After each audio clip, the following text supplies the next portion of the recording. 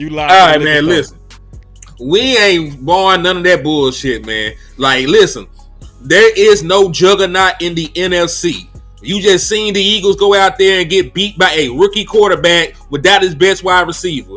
You hung up 40 points on the Packers without CeeDee Lamb. CeeDee Lamb was on the sideline cheerleading. He over there with the cheerleaders with the pom-poms and shit. And we dropped 40 on these whole ass niggas. Wait. And y'all out here, and y'all out here trying to be conservative. Man, you up here worried about a draft pick. He may not be shit. For all you know, your draft pick, you draft could be Taco Char, and you up here worried about the picks. Fuck the picks. Up here, listen, you need a job. You up here trying to live off a lottery ticket. You need a job. You need to go fill out some applications, go talk to the manager, and get a 9 to 5 so your ass can pay your bills. You up here with $1 in a dream and a scratch off. That's what the picks is. The picks is a scratch off. I'm telling you to go get a 9 to 5, with a pension, so you can retire and you ain't got to work till you 99 years old, man. That's what a veteran player is, because you know exactly what you're gonna get. It may not be what you want, but that $20 an hour gonna pay your bills. You're gonna feed your family. You're gonna put your kids through school. So guess what? A veteran player that you can go out and trade for and acquire and bring in, they are the epitome of a sustaining, well-managed blue-collar job. All you got to do is go clock in and eat. You up here with a lottery ticket. You up here with a lottery ticket, concerned about the draft. Man, salute to Cam, man, with the $10 CashApp over here, man. That's my boy Los Altos, man. Salute to you for the love and support, man. But nah, like, listen, it's too close. My quarterback, 32 years old, man. He up here, he just now talking about I might play into my 40s. Well, guess what, Dak? You might not be the same person when you're 40 years old, man. We're going to have to make a shake right now. Because me and Landlord had this conversation, man. I said, man, you know what's crazy? One day, Matt Ryan, league MVP, went to sleep, and he woke up, he was sorry as a motherfucker. There was a day that Cam Newton, league MVP, woke up and he wasn't shit no more. It was a day Tom Brady woke up and he couldn't quite get the ball where he wanted to no more. Peyton Manning woke up and he had a noodle on. You know what I'm saying? Like he was shocked by the time they won that last Super Bowl with Peyton Manning. He had more interceptions than touchdowns. So what I'm trying to tell you, Dak Prescott can go out and beat the Eagles. He can beat the Giants. He can beat the Commanders. The one thing he cannot beat is Father Time. Nobody ever defeated Father Time. So while you still got your quarterback playing at a high MVP level, you need to go out there and load up the clip and take a chance, man. Because listen, the idea of getting into the playoffs with your starting quarterback is so alluring to teams that the Bengals, just knowing that Joe Burrow could come back for the playoffs, went and traded for a whole other quarterback just to try to sneak in. And you up here playing. You up here playing and perpetrating. Go and get you some shit, man. Go get you a running back. Go get you some linebackers, man. Go get you a safety. Do something. Just don't sit here and rest on your laurels, man. And that's the frustrating part. Hey, man, I love Mad Henry, bro. I swear to God I do. Listen, bro, because, oh, man, you killing it. Hey, so, and the key points that I love that you talked about, bro, was first of all is being urgent because of Dak. Number two, you talked about the fact that it's so wide open. Why we being passive? Number three, we are betting on a lottery ticket versus going with a sure thing, a running back that got some experience. It's like we playing with contention. We playing with our food. It's up for grabs, and we over here, let's see what they can do. Why don't we go with what we know somebody can do? Like, you know what I'm saying? Where we get a guy who already been in some wars. Like, why not do that? Like, why do we got to save these guys? Why are we protecting late round picks? Like, why is that so important? It shouldn't be. Because if you can play, you can play. Because guess what? Dak Prescott didn't need protection. Dak Prescott got his opportunity. He ain't never give that job back. He's still out there hooping. Tony Pollard ain't need protection. He got on the field for Ezekiel Elliott. Folks were trying to take Zeke's job when they should have been, pushing for them to be a tandem. You know what I'm saying? Jake Ferguson ain't really need protection. Jake Ferguson got out there, got his opportunity, and he hooped. So guess what? You can be a drafted low-round guy and produce, but I ain't got to hold your spot for you. I ain't got to hold your hand. When I give you opportunity, you just got to take that motherfucker. Hey, bro, let me clap for you, bro. Damn. Man, we need to do more nighttime shows. If you come in like this at night, Boy, you coming in mad as hell and ain't told no lies at all. Yeah, nah, the passivity is pissing me off, Henny. I think you dead on, bro. And I think it's too much protecting the blue, bro, to be all the way honest with you. And that's why I'm glad you in the brotherhood. That's why I'm glad that you in a frat, because we need people that speak bold, bro, that tell the truth. You know what I mean? That's not afraid to say Blue ain't showed us nothing yet. Like, you know, and people keep at, we got to see what he can do. Let's see what he can do, bro. Y'all act like he ain't played. He's played. He has not been better than nobody that's in the running back room, bro. Malik Davis came in off the street and looked better than him. Am I telling you? I was there. I saw him in Frisco. I was just telling landlord, like, man, he broke like a 30-something yard run, then they took him out and then put him back in. We were out there at the training camp in Frisco. We had the longest run on the day, and I didn't see him no more after that. You know what I'm saying? So, like, Malik Davis was hooping. Then he hooped in the preseason. But this the thing. You can Blue can still hoop. If he like that, he'll still hoop if you go get another running back. Because guess what? Ryan Flournoy just went out there, had 100-something yards, led your team, and you still went out and got George Pickens. Then, like, George Pickens still on the field, right? When that shit happened, and he got his opportunity. And guess what? Because he hooped, when this number got called, you gonna see some more Ryan Flournoy. That's all that Jaydon Blue got to do. Go out there and make a splash play. Break you a 30-40 yard run. Get you a touchdown or two. Catch a couple passes, and you will be, integrated into the offense. You ain't got to hold this man's hand. You ain't got to baby this man. This is a grown, listen, he's young, but he is a young man. This is a grown, rusty-ass man. You know what I'm saying? This motherfucker got to put deodorant on. When you was a child, you run around all day, you don't get funky. This is a grown, musty-ass boy. You do not have to protect him. He is a man. You know what I'm saying? And listen, if you was a man and you were professional, the work you put in will shine and show true. You know what I'm saying? Like, listen, y'all say what y'all want about Wes, but Wes be saying some real shit. He said the truth is like a lion. Yeah. Like he said, my nigga said the truth is like a lion. If you set it free, it would defend itself. Ooh, hey, I swear I said the same thing, man. I said Wes be underrated on some of the stuff he say. For real. I was talking about how he was saying earlier that God is a Cowboy fan. Metaphorically, like, we get lucky, bro. Like, we low-key did get lucky with Sanders' injury, bro. We did. Because now we getting ready to truly see it so that we can go ahead and go with it or put it to bed. What I fear is that people go keep stalling. It's going to be that, man, that was just one game, man. That was just his second game, man. That was just his third game, man. Then we going to be at the trade deadline, and they could be like, hey, man, we got to believe in him now, bro. We got bitch ass. Nah, bro, we had a chance to upgrade, and y'all kept stalling. Because you were believing in Santa Claus. I mean, let's just see what he can do, bro. Man, what Lou say, man? Man, your mama got you that shit. Your mama got you them cookies, man. Yeah, that ain't no Santa Claus, bro. Nah. And see, bro, you so refreshing, bro. Like, it's so refreshing to hear people talk like men on men affairs. Like, for real. This is grown men affairs, bro. And it's always, in my opinion, been way too much babying, bro.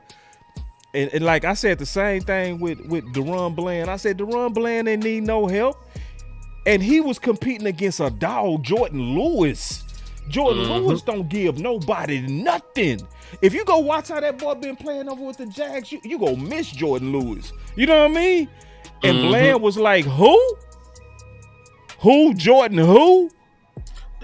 Man, Bland plays so good, I would crunch your numbers and see how much money we save by moving Jordan Lewis, nigga. Yeah. And then Jordan Lewis shared it because he seen it. He's like, oh, shit. Nah, man, this is, I appreciate you walking in this live, bro. Like, for real. Bro. Because, see, when you saying what you got to say and Blue is a fan favorite, you already know you going to take some shots over this. Some people going to be mad at you. They going to subscribe to you. And you ain't doing nothing but saying what's best for the team. You know what I mean? It's like, nah, bro, I looked into shot of history. What's your thoughts on us actually really giving White Lightning a chance or Maffa to actually run the ball? My only pushback with Maffa is that he ain't healthy. Yeah, you know what I'm saying? Because he don't match the timeline. Because again, the trade deadline is November the 4th. right. It's like 3 weeks away or so, some shit like that. Right. I just can't wait for Phil Maffa. I think Phil Maffa can be productive. He looked pretty good in preseason when he got his opportunities. You know what I'm saying? So I think Phil Maffa can do something. I just can't wait for Phil Maffa. I wouldn't mind seeing more Hunter Lukey because people forget Hunter Lukey is a fullback in the NFL. He was an actual running back at North Dakota. I want people to remember that. I said the same thing. I said he was Scatterboo before Scatterboo. Yeah, he was an actual running back. He will bust. You know what I'm saying? Yeah. So the fullback shit is new to him, but the stuff that he can do, out the backfield, catching the ball, running with power, pretty decent contact balance. I wouldn't mind, giving him opportunities to run the football. It's just going to be dependent on how they view the thing. I still would want a better player. You know what I'm saying? Like I still would, bring in another running back. You know what I'm saying? I sent a low round pick for another veteran running back at this point. But I'm not opposed to giving guy that actually fit what Shotty likes to do opportunities. Because listen, like there had to be an act of God just for Jaydon Blue to get this opportunity. Like the Lord had to touch Shotty hard and say, you know what, he done enough. We're going to give him an opportunity. Miles Sanders that went down with an injury, so we need another running back. Avante Turpin hurt, so we need another return man. He got speed and a background. Like a whole bunch of shit had to fall in line just for Jaydon Blue to be out this motherfucker. Right. So, because listen, if he go out there and he go crazy, I'll shut up. Me too. You know what I'm saying? And support him. Yeah. Support the hell out of him. I'll fight you. If he go out there and go crazy, I'll fight you about Jaydon Blue. That's right. But he ain't showed me nothing yet. Exactly. He ain't did shit yet. And that's the thing. Like, love is not unconditional. You know what I'm saying? I'm not your mama. I ain't your mama. Love is not unconditional. Like, matter of fact, love ain't even unconditional in a marriage. Your wife can't do anything. You can't just do anything. You know what I'm saying? If your wife came to you and told you she was pregnant right now with another man, baby, you don't love her no more. So guess what? So guess what, Jaydon Blue? When you hoop and you ball, I'll have love for you. Until then, you just another nigga on my team taking up space. Hey, I got this question too. I think it's perfect. Todd Church said, boss, I got a question. How do you feel about mayo on Matt Eberflus burger? You care about people orders when they're good tippers. Talk. He a horrible tipper. You know what I'm saying? Like he out here needy. He done got four, 5 refills. You know what I'm saying? He done had his burger remade 3 times. Nah, we'll be all right. And you did all that shit. You did all that. You did all that shit. You ain't tipping too. No. We don't care. You know what I'm saying? Like, we don't care about that boy burger, bro. Nah, he be all right. Yeah, he be all right, bro. You gotta be like Shotty, bro. See, Shotty came through on everything he said he was gonna come through on, bro. Dad Quinn came in here and was hooping for a while. So he had a right to ask for Bobby Wagner. You know what I'm saying? He had a right. He was like, I took y'all from here to here. So all I want is to get, I don't want no mayonnaise. See, because they put some mayonnaise on his burger. You know what I'm saying? They put some literal white mayonnaise on his burger when he wanted some pepper. You feel me? You know what I'm saying? He wanted some pepper on his burger. They gave him some white mayonnaise. Like, now you go take this. You know what I mean? And you go be happy with this. No. So now you right. You got to tip. You got to show you a good client before we over here allowing you to call and say you don't want no mayonnaise on your burger. Now you go eat what we give you, Matt Eberflus. Matter of fact, hell, you ordered some baby back bullshit already. You only got Jack Sanborn out this motherfucker. So like you got too much of what you want already. You got your own homeboys over there coaching with you. You brought in your own. You brought in your own players, and the shit ain't working. You are the 32nd ranked defense in the National Football League. You don't deserve shit. You are lucky that we still give you. You are lucky we still give you your drink with your order. Yeah. And see, and what's sad is his defense is getting better by luck. His defense is literally getting better by luck. So it's the guys that you got out there that's getting hurt, and then the backups getting them in there playing better, hence making the defense better. You know what I'm saying? And then like he really showed that, man, the way he went at Diggs, bro, like I went and watched the clip, man. I was like, no, bro, you didn't do that, bro. I told you a hoe. Yeah, he really is. He really is. See, this is what I need the media to ask, bro. I don't think none of them go ask, but somebody needs to ask, who ideal was it to hire him? I mean, I can take an educated guess because last time I checked, he has no connections to Brian Schottenheimer, but he does have a connection to the Dallas Cowboys front office. Because he was right here underneath Rod Marinelli for several years before he got his opportunity with the Colts as a defensive coordinator. You know what I'm saying? And they always have love for people that used to coach here and go on and do good things around the NFL. You know, they like to hang their hats on that shit. So they spin the block on people that they once knew. You know, that's why they took an opportunity with Zimmer, because he was also a son. He was over here as a defensive coach with Deion Sanders and them at one point. And, you know, that's why they took the same opportunity with Matt Eberflus, because he was already here. He reminded him of Rod Marinelli, and they brought his ass back into the fold. And the shit that he had brought with him has not worked. Right. It just has not worked up to this point.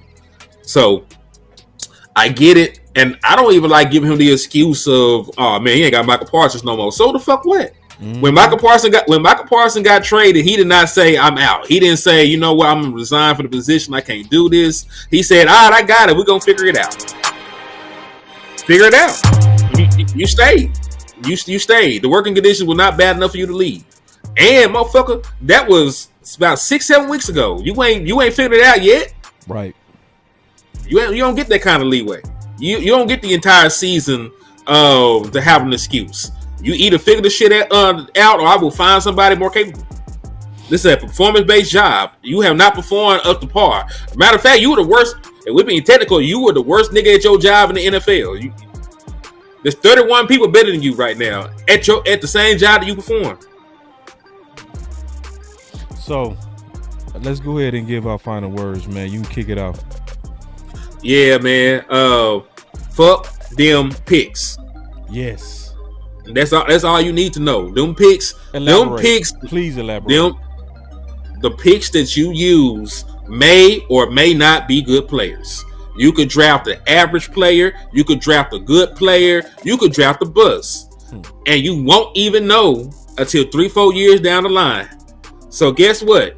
You up here are playing the lottery, and even if you hit the lottery, you might not benefit from the motherfucker from another 4 years. That's right. So guess what? That gonna be 37.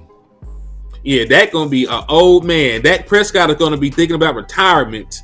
You know, by the time that those picks can actually help you. That's right. I want Dak Prescott to have everything he needs while he can still run. Right. You know, he them 14-yard runs, them 12-yard runs he breaking right now. He probably will not be able to do that in a couple years. Like, this is the last burning embers of the athleticism he used to have, and you finna let all that shit go to waste. You know what I'm saying? Like, this is probably the best Dak Prescott will ever be right now. When he still have athleticism, the game slowed down, he's processing, he knows everything that's coming. Like, this is it. This is where the physical ability finally matches, you know, the mental capability. Yep. He always been a decent athlete, but now the athleticism matches the quarterback processing and the decision making. Right. So while we're in this window, you need to do everything in your power to get players in that can help Dak Prescott right the fuck now. Right. And really, it don't even have to be another wide. It don't even have to be another wide receiver. It could be another back. It can be another offensive lineman. It can be pieces of the defense, so he ain't got to score 40 points every time he get on the field. But what you got to do is make Dak Prescott's job easier, because he should not have to put on his Superman cape to beat the Carolina Panthers. He should not have to put on his Superman cape, to beat the New York Jets. He should not have to put on his Superman cape to beat the raggedy ass. Who else? Sorry, Philly. Like, they sorry as hell. He shouldn't have to put his cape on to beat no sorry ass teams on losing streaks and shit. He should be able to go out that mug, throw the ball 20 times. You should be able to run the ball, get some stops, get the fuck out of there. Like, real talk. So make your quarterback life easier so you can compete right now. The NFC some hoes. The Packers have showed you they ain't really like that. Philly done showed you they ain't really like that. They done fucked around, lost to the Giants. So they done fucked around, lost their last 2 games. Now I think about it. To 2 teams, they ain't got no winning records, by the way. So I'm just saying, man, like, the NFC is wide open like they mama legs. Ooh. That's my final word. Man, hey, so me and him, we gonna be back on a watch party Sunday. I do believe we got the dopest watch party on the planet out of all 32 teams, bro. Real talk. You ain't gonna never have a group as dope as the group that we be having on Sundays, bro. It's super entertaining, bro. Trust me, bro. It is no boring. And y'all already know we're here in the house. Hey, but I will say, first of all, appreciate you for coming through. Second, you came in hot, boy. Hold on, let me hear. I gotta hit a button. Let me see if I still got my button. I think I do. No, not that one. Yoga fire. Yeah, that boy. That boy came in, man, burning it up. Ooh wee. Nah, I really enjoyed it. So I'm gonna probably go live tomorrow again, bro. Cause I know we said we was gonna do some film. I'm down. Yeah, cause see, I'm hunting for these running backs. So I done already did a running back film session, and we can do running back, we can do defensive end, the key positions. Before you go, what would you say are the moves that we need to make before you go? I'll give you names. Dallas Cowboys, should be targeting Alvin Kamara. Yep. They should be targeting Bradley Chubb. Yep. They should be targeting Max Crosby, because there was a rumor going around that people have already called about his availability. And that's the thing. Even if they tell you no, you make them motherfuckers tell you no. You don't go around in life not knowing. You know what I'm saying? You don't go around in life, not even trying. You see the pretty girl, you ask to take her out, man. She can say yay, she can say no, she can say yes. You know what I'm saying? But at least because at least you know at that point. You know what I'm saying? At least you know. You ain't got to walk around with regret about what could have been. Right. So make the calls, man. Make the calls. You might catch their GM while they drunk one day. They might give them to you for a 7-round pick or some bullshit, and then he get fired the next day. You never know what folks going through, man. Just make the call. Love it, Hitty, man. Hey, tell everybody where they can find you, bro. Yeah, man, it's your boy Henny the Moore reporting live from the liquor store, man. You can find me at HTM Sports on YouTube, HTM Sports on X, and it's Henny the Moore on Facebook, man. So thank y'all, boss. Always a pleasure, and I appreciate you letting me come on and talk my shit, man. Yeah, and we go rock tomorrow. Hey, we ain't doing nothing. Let's rock already. Cause see, man, this is one thing I know about you. You go put in that good work. You see how my boy Henry said, I got names. See, when boys be like, man, we need to get defense. I said, no. I've been combing through. I got names for you. I'm talking about what the streets talking about, real trade conversations. Bro, you the best, bro. You and Lou, y'all be killing it, bro. Like, real talk, man. Really appreciate you, my dog. Indeed, my brother. Y'all make sure y'all follow him, bro. He is one of the best in the game. I stand on that, for real. I stand on that. All right, my G. All right, man. I'm holla at you. So let me give my final words real quick, man. I don't mean to land this plane slow, but I got to land this plane on a topic we came in with. which was it's blue season. So the thing that I would want to see though, like every one of us hoping for this. We hoping that Blue coming in and just do something that's phenomenal, that make it hard even on Shotty, right? If we praying for what we really want to see, we want to see Blue come in and just be so phenomenal that it makes even Brian change his long physical philosophy. That's what we want. But at the same time, if he don't, we gotta be honest and say, bro, we know what he likes. He likes ketchup. When he goes to the restaurant and he orders his burger, he gonna say, hey, I want a burger, medium, hold the mayonnaise with ketchup. Excuse me, sir? Yes, I've been coming here a while. I like my burger medium and hold the mayo. I don't want no mayonnaise on my burger. And where we have to be honest, after we watch Blue play, we gotta say, is he mayonnaise or is he ketchup?